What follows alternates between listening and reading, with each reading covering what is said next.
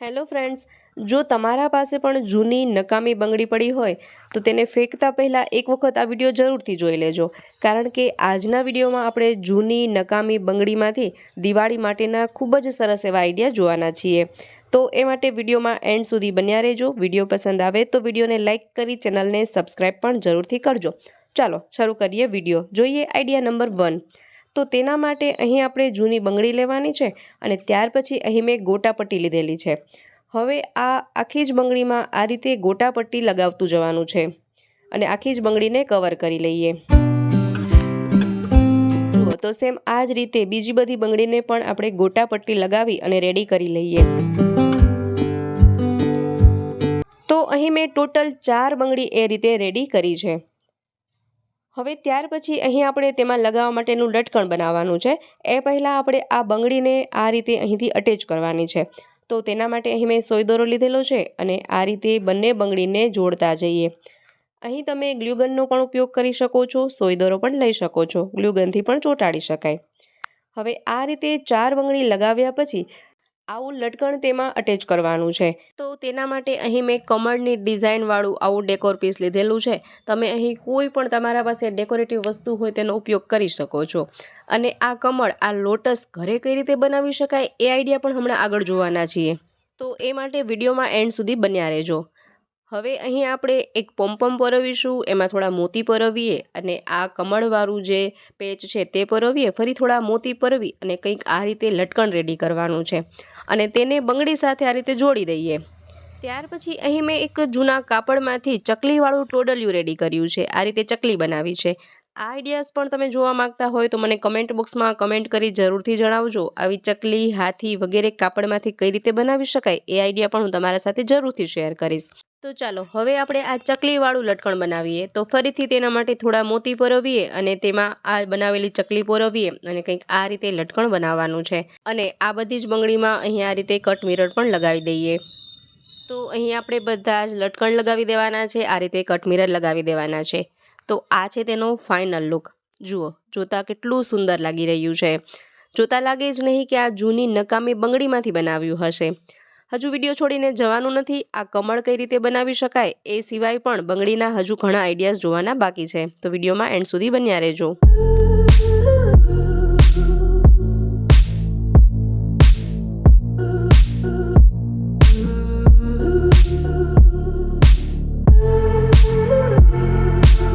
તો ચાલો જોઈએ કે એ કમળ ઘરે કઈ રીતે બનાવી શકાય. તો તેના માટે અહીં મેં ન્યૂઝપેપર લીધેલું છે. ન્યૂઝપેપરને આ રીતે કટ કરી નાખીએ અને આ રીતે ડબલ ફોલ્ડ કરી અને રાખવાનું છે. ત્યાર પછી માર્કરથી અહીં આપણે અડધું કમળ દોરીશું.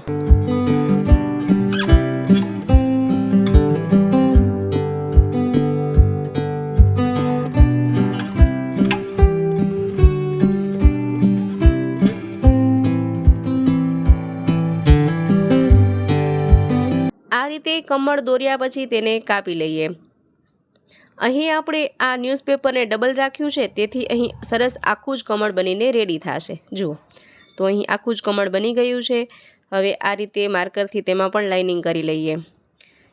ત્યાર પછી અહીં આપણે લઈશું ગ્લિટર શીટ. આ ગ્લિટર શીટને કમળના માપમાં કટ કરવાની છે. તેના માટે ગ્લિટર શીટને આ રીતે અવળી રાખી દઈએ. તેના પર આ ન્યૂઝપેપરમાં બનાવેલું કમળ રાખીએ. હવે તે માપથી માર્કર વડે અહીં આપણે કમળને દોરી લઈએ.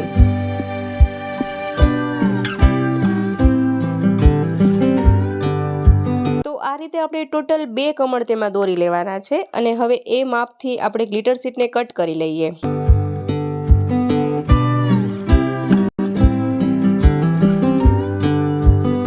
તો અહીં મેં કમળના માપમાં ગ્લિટર શીટ કટ કરી લીધી છે. ફરીથી અહીં પેન લઈએ, માર્કર લઈ શકાય અને હવે આ બધા જ કમળની પાંખડીઓને શેપ આપી દઈએ.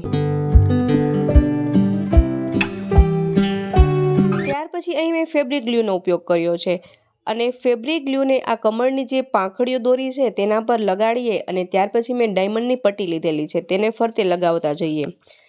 જરૂરી નથી કે અહીં મેં જે પણ સામાનનો ઉપયોગ કર્યો છે એ જ વસ્તુ તમારે લેવી જોઈએ. તમારા પાસે જે પણ ડેકોરેટિવ વસ્તુ હોય તેનો તમે ઉપયોગ કરી અને બનાવી શકો છો.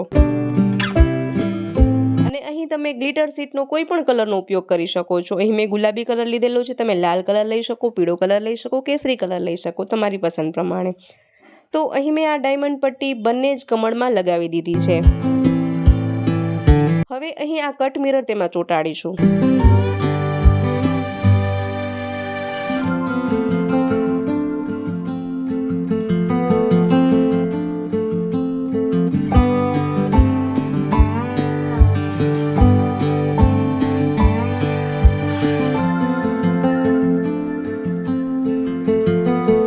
જુઓ, કટ મિરર લગાવતા કંઈક આવો લુક આવે છે. ખૂબ જ સુંદર લાગી રહ્યું છે. તો બંને જ કમળને આ રીતે રેડી કરી લેવાના છે. તો અહીં મેં બંને જ કમળ સરસ રીતે રેડી કરી દીધા છે. ખૂબ જ સરસ લાગી રહ્યું છે. ત્યાર પછી અહીં મેં આ લટકણ લીધેલા છે. હવે આ બંને જ કમળમાં લટકણ લગાવી દઈએ.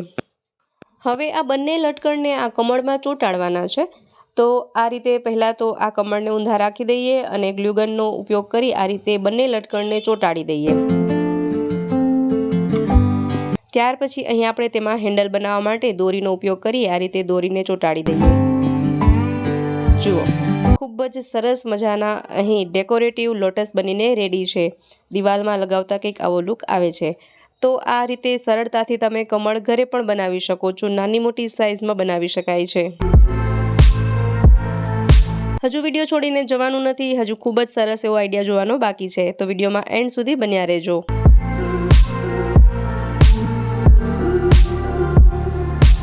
ત્યાર પછી જોઈએ નેક્સ્ટ આઈડિયા. તો તેના માટે અહીં મેં એક ફોમ શીટમાંથી ત્રિકોણ આકારમાં ફોમ કટ કરી લીધું છે. હવે તેના પર ગ્લુગનથી ગ્લુ લગાવી અને આ મારા પાસે આવું એક કચ્છી પેચ પડ્યો હતો તે મેં લીધેલો છે અને તેને ચોંટાડી દઈએ. તમારા પાસે જો આવા કોઈ પેચ ન હોય તો તમે લેસ પટ્ટીનો પણ ઉપયોગ કરી શકો. અલગ અલગ લેસ પટ્ટી લગાવી અને આ ત્રિકોણને કવર કરી શકાય. ત્યાર પછી અહીં મેં અમુક લટકણ બનાવી અને તેમાં લગાવ્યા છે. આ રીતે તમે અલગ અલગ રીતે કોઈ પણ ડિઝાઇનના લટકણ બનાવી શકો છો. સેમ એ જ રીતે બીજું ત્રિકોણ બનાવી અને તેમાં પણ કચ્છી પેચ લગાવી અને આવું પેચ રેડી કરવાનું છે. તો અહીં મેં ટોટલ આ રીતે 2 ટોડલિયા રેડી કર્યા છે. અને ત્યાર પછી જે ફોમવાળો ભાગ ન દેખાય તે માટે મેં અહીં એક સરસ મજાનું કાપડ મારા પાસે પડ્યું હતું તે તેમાં લગાવી દીધું છે અને તેને કવર કરી દીધું છે. તો આ રીતે પણ તમે સરસ એવા ટોડલિયા બનાવી શકો છો. અલગ અલગ ડિઝાઇનથી અલગ અલગ ડેકોરેટિવ ક્રિએટિવિટી કરી શકો છો. ખૂબ જ સરસ લાગે છે. ચાલો તેને દિવાલમાં લગાવીને પણ જોઈ લઈએ. ખૂબ જ સરસ લાગી રહ્યું છે. જોતાં લાગે જ નહીં કે આ ઘરમાં જ પડેલી નકામી વસ્તુઓમાંથી બનાવ્યું હશે.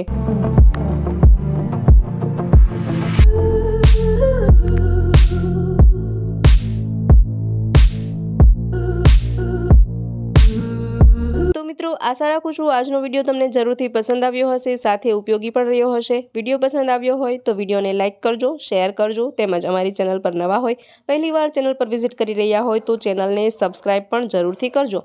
ફરી મળીશું નવા વિડીયોમાં નવા જ આઈડિયા સાથે. ત્યાં સુધી bye bye and take care.